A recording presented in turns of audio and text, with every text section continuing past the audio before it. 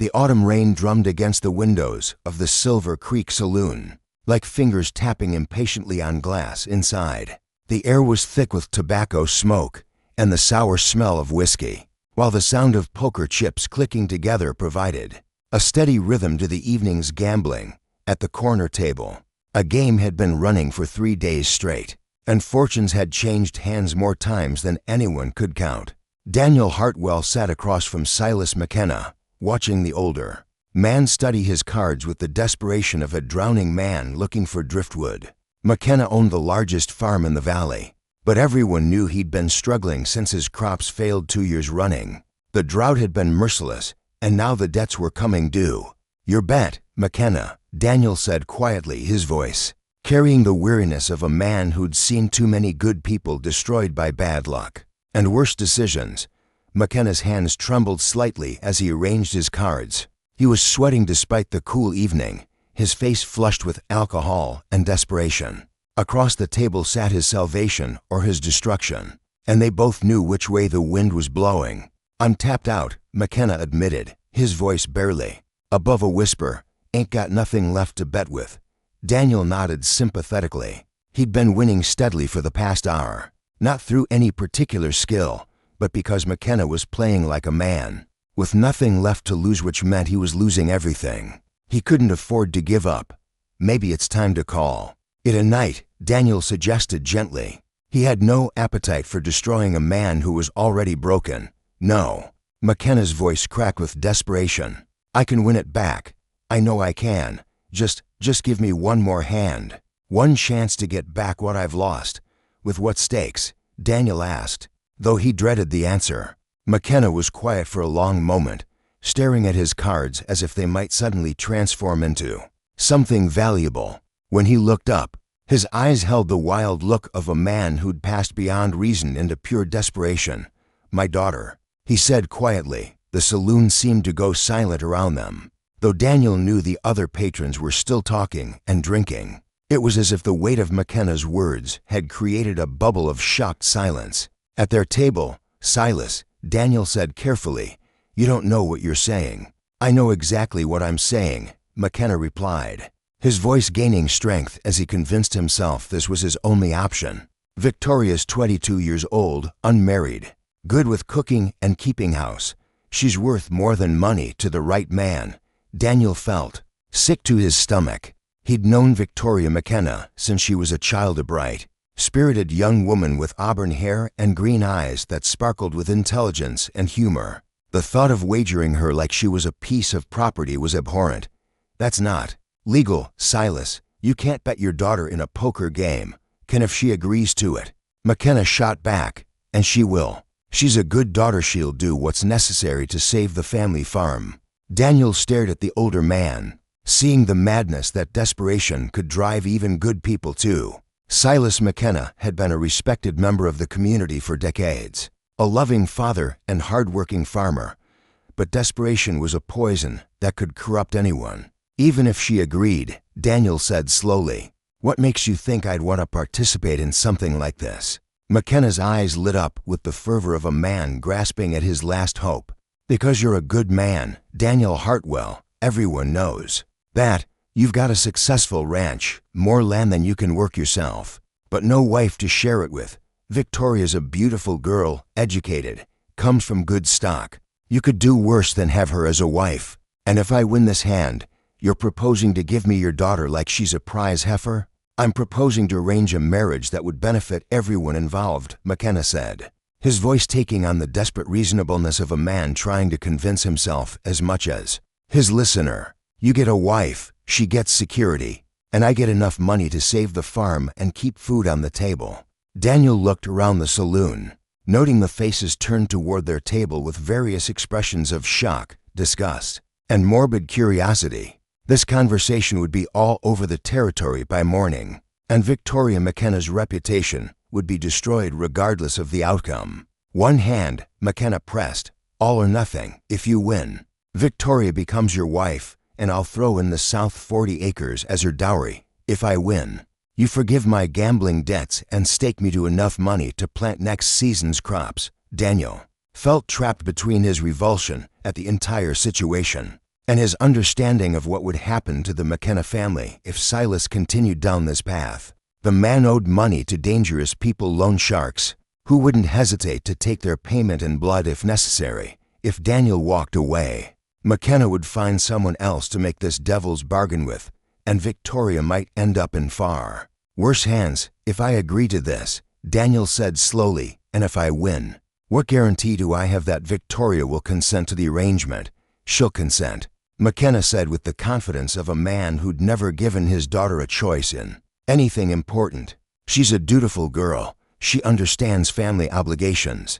Daniel doubted Victoria had any idea what her father was planning. The thought of that spirited young woman being traded like chattel made his stomach churn, but he also knew that refusing might only delay her fate, not prevent it. All right, he said finally, one hand. But Silas, you need to understand something. If I win, I'll honor the arrangement, but only if Victoria gives her genuine consent. I won't force any woman into marriage, regardless of what debts her father owes. McKenna nodded eagerly, too relieved at finding someone willing to participate in his desperate gamble. To pay attention to the conditions Daniel was setting, the hand was dealt quickly, almost anticlimactically given the magnitude of what was being wagered.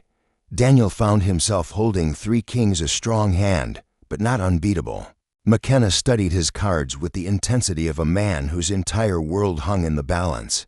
Call, McKenna said finally, laying down his cards with shaking hands. To pair, jacks and sevens. Daniel stared at his own cards for a long moment before laying them down. 3 kings.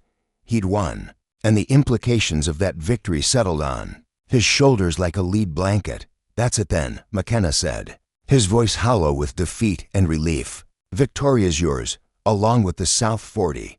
I'll speak to her tonight, explain the situation. No, Daniel said firmly. I'll speak to her.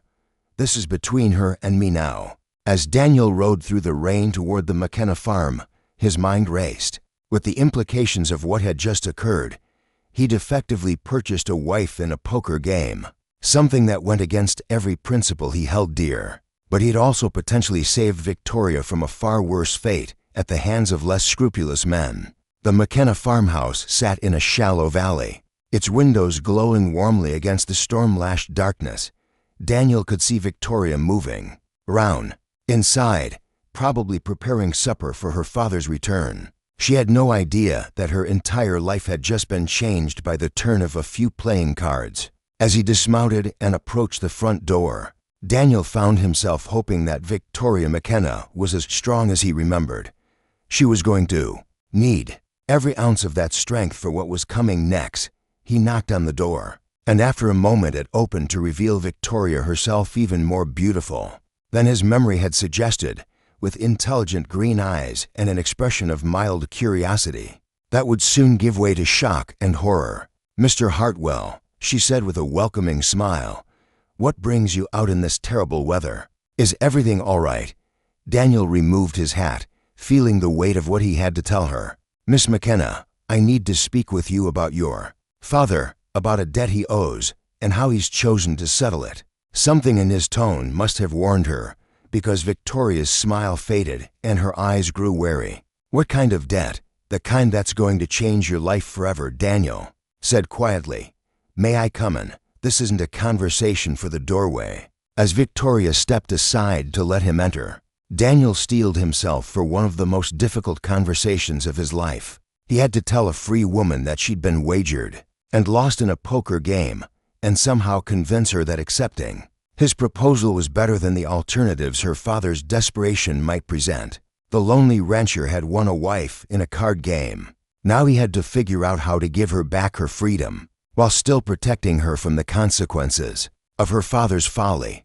Victoria McKenna stared at Daniel Hartwell as if he'd just told her the moon had fallen from the sky. The words he'd spoken, gambling debt, poker game, marriage arrangement, seemed to hang in the air of her family's modest parlor like smoke that refused to clear. I'm sorry, she said slowly, sinking into her mother's old rocking chair. Could you repeat that? Because I could have sworn you just said my father wagered me in a card game. Daniel remained standing, his hat clutched in his hands, his face grim with the responsibility he'd unwillingly inherited. "That's exactly what I said, Miss McKenna. Your father owes substantial gambling debts to some very dangerous men. Tonight, rather than face the consequences of those debts, he proposed a marriage arrangement between us as settlement. And you agreed to this." Victoria's voice was deceptively calm, but Daniel could see the storm building behind her green eyes. "I agreed to one hand of poker with terms I found distasteful," Daniel replied honestly.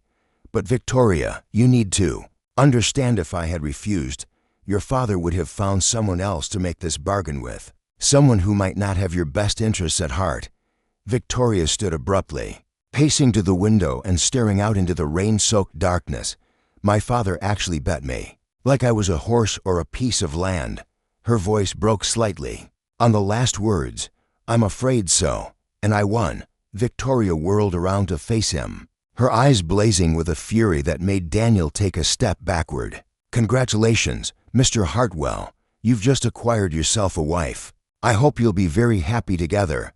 "Victoria, please, please what?" she snapped. "Please be grateful that you're a better option than whatever other monsters my father might have found. Please pretend that this isn't the most humiliating thing that's ever happened to me. Please act like I should be honored to be your consolation prize." Daniel felt her pain like a physical blow. The woman he remembered as bright and spirited was being crushed by circumstances beyond her control, and his role in those circumstances made him feel like the worst kind of man. "You're right to be angry," he said quietly. "What happened tonight was wrong. Your father had no right to wager your future, and I had no right to participate in it. But Victoria, the deed is done. The question now is what we do about it." "What we do about it?" Victoria laughed bitterly. "What choice do I have if I refuse? Father's debts come due anyway. The farm gets seized, and I end up destitute and unmarried, damaged goods that no decent man would want. If I agree, I at least have security, even if it comes at the cost of my dignity." "There's a third option," Daniel said carefully. Victoria stopped pacing and looked at him suspiciously. "Which is, you come to my ranch as my wife in name only. We go through with a legal ceremony to satisfy your father's creditors and give you the protection of my name. But the marriage remains unconsummated, and after a reasonable period, say 2 years, we quietly arrange an annulment. You'll have had time to figure out what you want to do with your life, and you'll have enough money to start over wherever you choose." Victoria stared at him as if he'd grown a second head. "You're proposing a marriage of convenience for 2 years?" "I'm proposing to give you back your freedom," Daniel corrected. "The marriage contract your father created can't be undone, but it doesn't have to be a prison sentence. You need time and resources to plan your future. I can provide both. And what do you get out of this arrangement?" Victoria asked suspiciously. "Surely you don't expect me to believe you're doing this out of pure altruism." Daniel was quiet for a moment, considering how much truth to share. "I get the satisfaction of knowing I helped someone who needed help. And maybe I get some company for a while. My ranch is a lonely place, Victoria. Having someone to talk to, someone to share meals with, might be worth the inconvenience of a temporary marriage." "Someone to cook and clean for you, you mean?" "No," Daniel said firmly. "I can cook and clean for myself, have been doing it for years. What I'm offering is a partnership, not a servitude. You'd have your own room, your own space, your own choices. The only requirement would be that we present ourselves as a married couple. When necessary to maintain the fiction." Victoria walked to the fireplace, staring into the flames as she wrestled with the impossible choice before her. "And after 2 years, you'll have had time to decide what you want to do with your life. You'll have money saved from the household allowance I'll provide, letters of reference if you want to seek employment elsewhere, and the freedom to go anywhere in the country. Or if you choose to stay in the territory, we can arrange the annulment quietly and you can start fresh. You'd really do that? Give me an annulment after 2 years. Let me take money and start over somewhere else. I give you my word." Victoria studied his face in the firelight, searching for some sign of deception or hidden motive. Daniel Hartwell had always been known as a man of his word, respected throughout the territory for his fairness and integrity. If anyone could be trusted to honor such an unusual arrangement, it would be him. "What about expectations?" she asked delicately. "You're a man, and I'd be living in your house as your wife. People would assume." "People can assume whatever they want," Daniel said firmly. "What happens between us or doesn't happen is our business. I meant what I said about this being a marriage in name only." Victoria was quiet for a long time, weighing her limited options. Finally, she looked up at him with an expression of resigned determination. "All right," she said quietly. "I'll agree to your arrangement. 2 years, separate rooms, and then my freedom. But I have conditions." "Name them." "First, I want this agreement in writing. Not just your verbal promise, but a legal document that spells out exactly what you've proposed." Daniel nodded. "That's reasonable." "Second, I want to contribute something meaningful to the household. I won't spend 2 years as a useless ornament. Give me real responsibilities, real work that matters." "Agreed. The ranch can always use an extra pair of capable hands." Third, Victoria's voice became steel. "If you ever try to change the terms of our agreement, if you ever try to force me into a real marriage, the deal is off, and I'll leave immediately, regardless of the consequences." "You have my word that will never happen." Victoria extended her hand to him, her chin raised with the dignity that had attracted Daniel's respect from the first. "Then we have an agreement. Mr. Hartwell, I'll be your wife and name for 2 years, and then you'll give me back my freedom." Daniel shook her hand, feeling the strength in her grip and the determination in her gaze. "I'll have the papers drawn up tomorrow. We can be married by the end of the week. One more thing," Victoria said as he prepared to leave. "I want to be clear about something. I'm grateful for this opportunity, and I'll honor our agreement completely. But I want you to understand that I'll never forgive my father for what he's done. As far as I'm concerned, Silas McKenna ceased to be my father the moment he put me on a poker table." Daniel nodded sadly. "I understand. And Victoria, for what it's worth, I think you're handling an impossible situation with remarkable grace." "Grace?" Victoria laughed. "How lowly. Mr. Hartwell, I'm about to marry a man I barely know because my father traded me for gambling debts. There's nothing graceful about any of this." "Maybe not," Daniel agreed. "But you're making the best of terrible circumstances, and that takes a different kind of courage." After Daniel left, Victoria sat alone in the parlor, staring into the dying fire and trying to process the enormity of how quickly her life had changed. This morning she'd been a free woman, unmarried and independent despite her family's financial struggles. Tonight she was engaged to marry a man she'd spoken to perhaps a dozen times in her entire life. But as she considered her options, Victoria began to see a glimmer of hope in the arrangement Daniel had proposed. 2 years wasn't forever, and at the end of that time, she'd have resources and freedom she'd never possessed before. It wasn't the future she'd dreamed of, but it was infinitely better than what her father's desperation might have brought down on her dot when Silas McKenna stumbled home an hour later, drunk on whiskey and relief at having solved his financial problems. He found his daughter waiting for him in the parlor. The conversation that followed was brief and devastating, ending with Victoria's quiet declaration that while she would honor the marriage arrangement, she never wanted to see or speak to him again. That as she prepared for bed that night, Victoria found herself thinking not about what she was losing, but about what she might gain.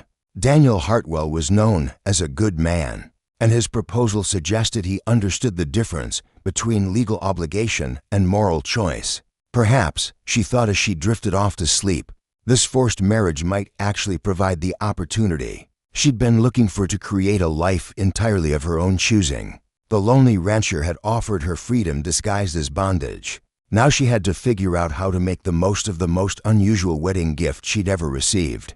6 months had passed since Victoria McKenna became Victoria Hartwell. In a simple ceremony attended only by the preacher and to witnesses from town, the arrangement had settled into a comfortable routine that neither of them had quite expected. True to his word, Daniel had given her complete autonomy over her time and choices, while Victoria had thrown herself into ranch life with an enthusiasm that surprised them both. She'd proven herself far more capable than either of them had anticipated. Within weeks, she'd reorganized the household finances, improved the efficiency of daily operations, and even suggested innovations to the cattle management that had impressed Daniel's hired hands. What had begun as a marriage of convenience was evolving into something that looked remarkably like a genuine partnership.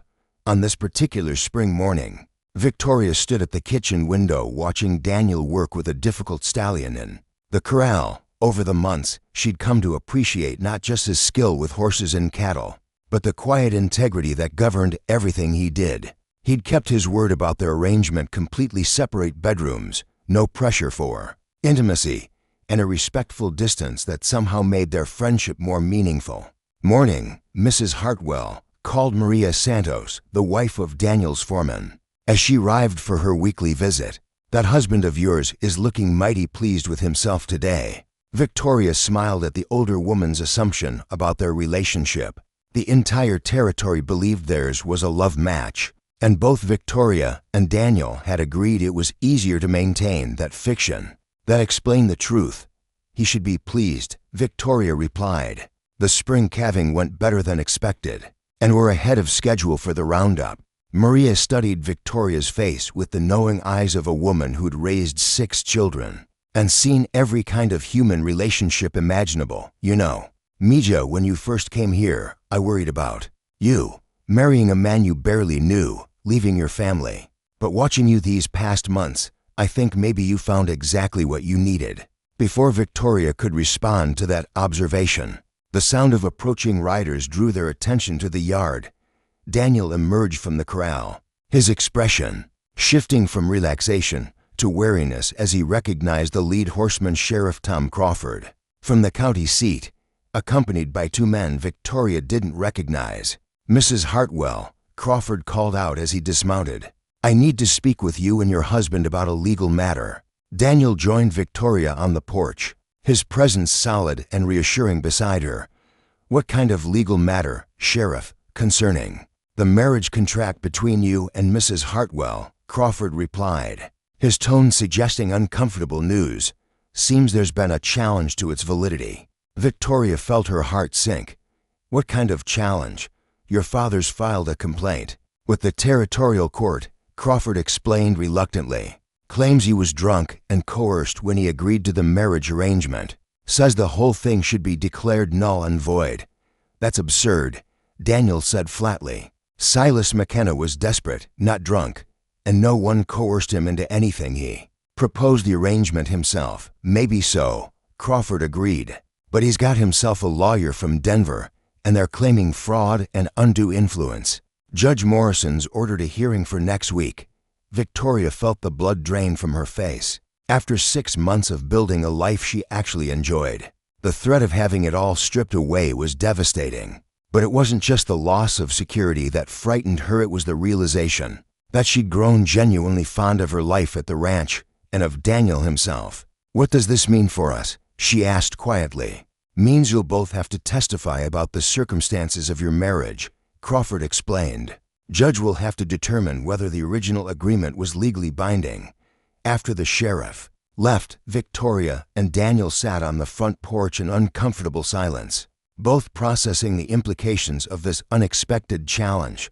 Finally, Victoria spoke up. "He's doing this for revenge," she said bitterly, "because I refuse to have anything to do with him, because I won't pretend to forgive him for what he did." "Maybe," Daniel agreed. "But Victoria, there's something you need to know about this hearing. They're going to ask detailed questions about our marriage, about whether we're living as husband and wife. If we tell the truth about our arrangement, the marriage could be annulled immediately," Victoria finished, "and I'd be back where I started and married, scandal-ridden, and with no legal protection from whatever debts my father might have accumulated since." Daniel studied her face carefully. "Is that what you want, to have the marriage annulled?" Victoria was quiet for a long moment, considering the question more seriously than she'd expected to. 6 months ago, the promise of eventual annulment had been the only thing that made the marriage bearable, but somewhere along the way, that had changed. "No," she said finally, surprising herself with the firmness of her answer. "I don't want the marriage annulled, because of the security it provides, partly," Victoria admitted, "but not entirely." "Daniel, These past months have been the happiest of my adult life. I have meaningful work, genuine respect, and she paused, struggling to find words for feelings she'd been avoiding. And I've come to care for you more than I ever expected to. Daniel felt his heart stop. Victoria, I know that wasn't part of our original agreement, she continued quickly. I know you offered me this arrangement out of kindness, not because you wanted a real wife. But I can't pretend anymore that my feelings are purely practical. Daniel was quiet for a long moment, staring out at the ranch he'd built with his own hands. Finally, he turned to face her with that expression she'd never seen before. What if I told you that caring for you wasn't a complication I'd planned for either? He said softly. What if I told you that somewhere over these past months, I started hoping our 2-year arrangement might become something more permanent? Victoria felt her breath catch. Do you mean that? I mean that you've brought life back to this place in ways I never expected. I mean that I look forward to our conversations over dinner, to seeing you in the garden, to watching you handle the account books with more skill than I ever managed. I mean that the thought of losing you to an ailment terrifies me more than I care to admit. Then what do we do about the hearing? Daniel took her hands in his calloused fingers gentle against her skin. We tell the truth, not about our original arrangement, but about what our marriage has become. We tell them that we're genuinely committed to each other, that we're building a real life together. And if they ask whether we're living as husband and wife in all respects, Daniel's eyes held hers steadily. Then we tell them that what happens in the privacy of our bedroom is nobody's business but ours. Victoria felt a blush creep up her neck, but she didn't look away. Daniel, if we're going to present ourselves as a real married couple, if we're going to convince a judge that our marriage is genuine, then maybe it should be genuine, Daniel finished softly. Not because of legal requirements or social expectations, but because we choose it to be. You're proposing that we turn our marriage of convenience into something real? I'm proposing that we acknowledge what it's already become. Daniel corrected. Victoria, I offered you your freedom, and I meant it. But now I'm hoping you might choose to stay not because you have to, but because you want to. Victoria looked into his eyes, seeing not just the lonely rancher who'd rescued her from an impossible situation, but the man who'd given her space to discover her own strength, who'd treated her as an equal partner, who'd shown her what marriage could be when built on respect and genuine affection.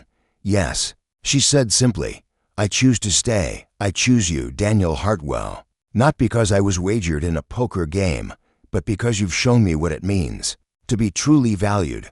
When Daniel kissed her there on the ranch house porch, with the spring sunshine warming their faces and the sound of cattle lowing in the distance, Victoria understood that sometimes the best things in life came from the worst circumstances. Her father's betrayal had led her to a man who'd given her not just shelter, but genuine partnership and love.